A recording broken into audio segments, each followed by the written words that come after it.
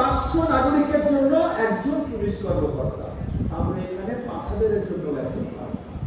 সত্যিকারের গণতন্ত্র, জবাবদিহিতামূলক গণতন্ত্র, এইটা আমরা এই দেশের মাটিতে প্রতিষ্ঠা করবো ইনশাআল্লাহ।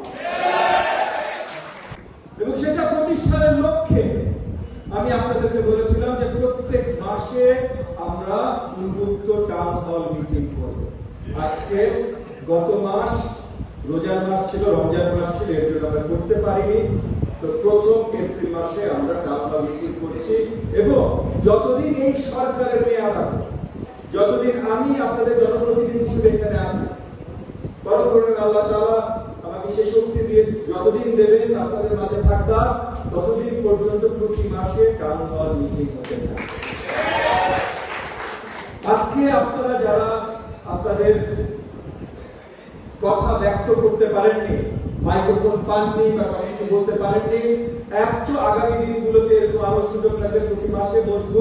দ্বিতীয়, আরো বেশি গুরুত্বপূর্ণ, আমাদের টিমের মেম্বাররা এখান দিয়ে থাকবে, আপনাদেরকে জিজ্ঞেস করবে, আপনারা লিখিত আকারে আপনাদের প্রশ্নগুলো দিয়ে দিতে পারেন, অভিযোগগুলো দিয়ে দিতে পারেন। এই যে আজকে এখানে সরকারের রিপ্রেজেন্টেটিভ যারা আছেন সকলের কাছে সেগুলো পৌঁছে যাবে এবং তারা যেন আপনাদের কমপ্লেইনগুলো বা আপনাদের প্রশ্নগুলো সঠিকভাবে মূল্যায়ন করে, সেটা দেখবার দেখার দায়িত্ব আমি নিচ্ছি। আমরা গণতন্ত্রের ইতিহাসে গণতন্ত্র প্রতিষ্ঠা হয়, শুরু হয় এলাকা, মহল্লা, জায়গায় জায়গায় এই টাউন হল মিটিং এর মাধ্যমে। আজকে থেকে 250 বছর আগে যুক্তরাষ্ট্র, যেখানে আসলে প্রথম এই যে রিপ্রেজেন্টেটিভ ডেমোক্রেসি, গণতন্ত্র সৃষ্টি, সেখানে এলাকায় এলাকায়, মহল্লায় মহল্লায় এইসব টাউন হল মিটিং এর মাধ্যমে সৃষ্টি। এলাকাবাসী এবং এলাকাবাসীর প্রতিনিধিত্ব যারা করেন বা সার্ভিস যারা দেন, তারা মিলে যেন উন্মুক্ত আলোচনা করতে পারে। আমি অত্যন্ত আনন্দিত, আজকে যেভাবেই হোক বাংলাদেশের ইতিহাসে প্রথমবার আমাদের এলাকা ঢাকা 13-তে 31, 33, 34 নম্বর ওয়ার্ড নিয়ে আমরা প্রথম টাউন হল মিটিং। আমাদের সব সমস্যার সমাধান হয়নি, কিন্তু প্রথমে গুরুত্বপূর্ণ যতগুলো সার্ভিস আছে, তিতাস, ওয়াসা, DPDC, fire service, DMP traffic, DMP, DNCC, সবার কাছ থেকে আমরা শুনেছি। এবং যেটা সত্যি কথা, আমি টেবিলে বসে যেটা বলছিলাম যে আমি তাদের কাছ থেকে গত 2-3 মাসে যা কিছু শুনেছি, সেটা যদি আপনাদেরকে শোনাতে হয়, এক একজনকে 2-3 ঘন্টা করে সময় দিতে হবে। একমাত্র ডিএমপি ট্রাফিক ডিসি মহোদয় একটু সময় নিয়ে কথা বলেছেন, কিন্তু উনিও কিন্তু সব ওনারা যে সমস্যাগুলো ফেস করেন সবকিছু বলতে পারেন। আমাদের অত্র এলাকার দায়িত্বপ্রাপ্ত এডিসি জুয়েল সাহেব, তাকে ধন্যবাদ জানাই এত সুন্দর সঞ্চালনা করার জন্য। একটা হাততালি জুয়েল সাহেবের জন্য। কিন্তু জুয়েল সাহেব আপনাদেরকে যেটা বললেন যে গ্লোবাল স্ট্যান্ডার্ড, ইউএন স্ট্যান্ডার্ড ভাই, 500 নাগরিকের জন্য একজন পুলিশ কর্মকর্তা, আমরা এখানে 5000-এর জন্য একজন পাবো। তাহলে তাদেরকে সবকিছু আমরা ঘোষণা করতে পারি না, আমাদের একে অপরকে সহযোগিতা করতে হবে। আজকে যতগুলো প্রবলেমের কথা আপনারা বলেছেন, আমরা সকলে নোট করে নিয়েছি। আমি ছোটখাটো ভাবে কিছু আপনাদেরকে বলতে চেষ্টা করব। আমার প্রথমে একটা মুরব্বী ভাই বলেছেন যে আজানের পর মানুষ বের হয়, আর আজানের আগ দিয়ে বা আজানের পর পরে পুলিশ রাস্তা ছেড়ে চলে যায়। এটা সত্যি না, কিন্তু সব জায়গায় পুলিশ সবসময় থাকতে পারে। এটা কিন্তু মোহাম্মদপুর থানাও পরিষ্কার করেছে, এডিসি জুয়েল সাহেব পরিষ্কার করেছে, থানা ইনচার্জ আমাদের ওসি মেজবা সাহেব আছেন, যিনি সুন্দরভাবে ওনার দায়িত্ব পালন করছেন। আগামী দিনগুলোতেও আমরা আশা রাখি আরো শক্তভাবে উনি দায়িত্ব পালন করবেন, কারণ আমরা ওনার হাত আরো কি করবো, শক্তিশালী করবো ইনশাআল্লাহ। মেলার কথা বলেছে 24 নম্বর সাদেক খান ওয়ার্ডের, সাদেক খান ইসের পাশে বাজার তার পাশে আপনার গুণস্থান কবরস্থান, ওই দিক দিয়ে একটা মেলা বসে। 33 নম্বর ওয়ার্ডে অনেকগুলো মেলা বসে, এটা নিয়ে ডিএনসিসি এবং আমরা আলোচনায় আছি এই মেলাগুলো নিয়ে কি ব্যবস্থা করা যায়। মেলা আমরা সরিয়ে দিতেও এত সহজে চাই না, কারণ এলাকাবাসী এই মেলাগুলো চায়, কিন্তু এটা প্রপার ম্যানেজমেন্টের আন্ডারে কিভাবে আসে, ডিএনসিসি কি কি নীতিমালা আছে যে তারা এটা তাদের কন্ট্রোলে আনতে পারে, এগুলো নিয়ে আমরা আলোচনায় আছি। আগামী দিনগুলোতে আমরা আশা রাখবো ডিএনসিসির মাধ্যমে এটা আমাদের এলাকাতে ডিএনসিসির মাধ্যমে সঠিক সলিউশন এটা নিয়ে আসা। পানির পাম্প, ফিল্টার, এগুলো নিয়ে কথা বলতে এক ভাই বলেছেন, আরেকটা বলেছেন কোন একটা জেলে ব্যাংকের পাশে কোন একটা পার্কিং সরি স্কেটিং গ্রাউন্ড আছে যেখানে পানি জমে মশার উপদ্রব।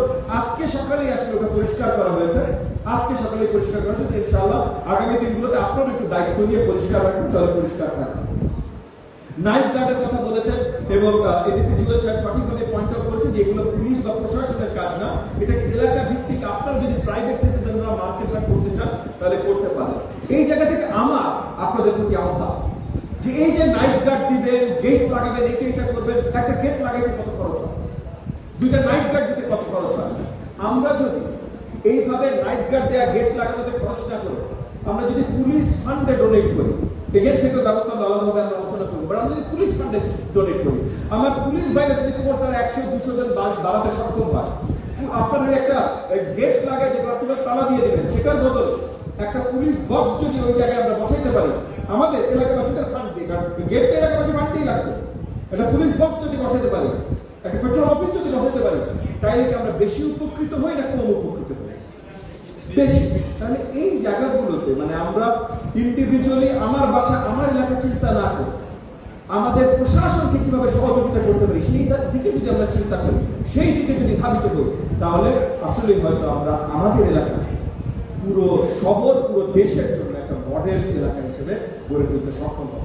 আমি বিশ্বাস করি আজকে আপনারা দেখেছেন ডিএনসিসি থেকে শুরু করে ডিএমপি ট্রাফিক, ফায়ার সার্ভিস, টিপিডিসি, ওয়াসা, তিতাসের এই যে অফিসার আজকে উপস্থিত আছেন, তারা আপনাদের সাথে যেভাবে আলোচনা করেছেন, সেখান থেকে আমার মনে হয় আপনাদের কাছেও পরিষ্কার যে তাদের আসলে সঠিক ইচ্ছা আছে আপনাদেরকে সঠিক সার্ভিস দেওয়া, তারা আসলে প্রচেষ্টায় আছেন আপনাদেরকে, নাগরিকদেরকে সঠিক সার্ভিস দেওয়া। আমরা বসে বসে কমপ্লেন অনেক করতে পারি, পুলিশ এটা করেন, ট্রাফিক জমে আছে, ট্রাফিক আটকে আছে, এই ডিএমপি ট্রাফিক করা খারাপ।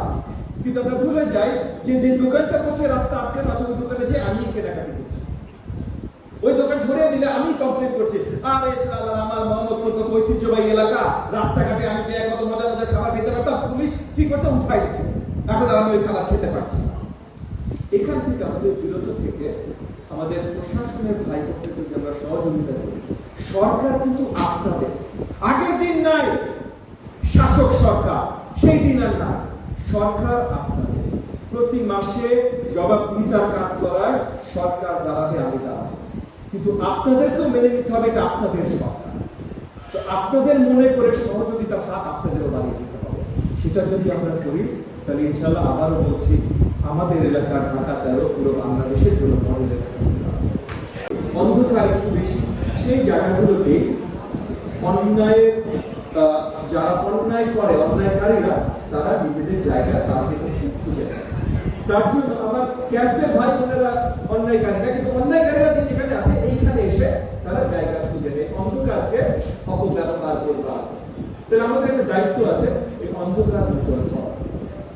প্রাইমারি স্কুলের কথা হয়েছে, প্রাইমারি স্কুলে hygiene training, civic sense training, এগুলোর ব্যবস্থা আমরা করছি। এটা শুধু আমাদের এলাকা ভিত্তিক না, এটা জাতীয় ভিত্তিক। আমরা অনেক কিছু ট্রান্সফর্ম করছি, কিন্তু আমাদের এলাকার প্রত্যেকটা স্কুলের সাথে আপনারা জানতে হয়তো খুশি হবেন, মাত্র 4-5 দিন আগে সব স্কুল এবং কলেজের প্রিন্সিপালদের সাথে আমি বসেছি এবং আমরা আলোচনা করেছি কিভাবে আমরা এখানে গার্ডিয়ানদের এবং শিক্ষার্থীদের সহযোগিতা করতে পারি। সেই জায়গা থেকে একটা স্কুল নিয়ে কমপ্লেন এসেছে, YWC স্কুল, সেই স্কুলের কর্তৃপক্ষের সাথে আমরা বসবো, আপনারা আপনাদের ডিটেইলস গুলো দিয়ে যাবেন যেন আপনাদের কমপ্লেনগুলো আমরা একদম স্ট্রেট ফরওয়ার্ড স্কুল অথরিটির সাথে যোগাযোগ করতে পারি।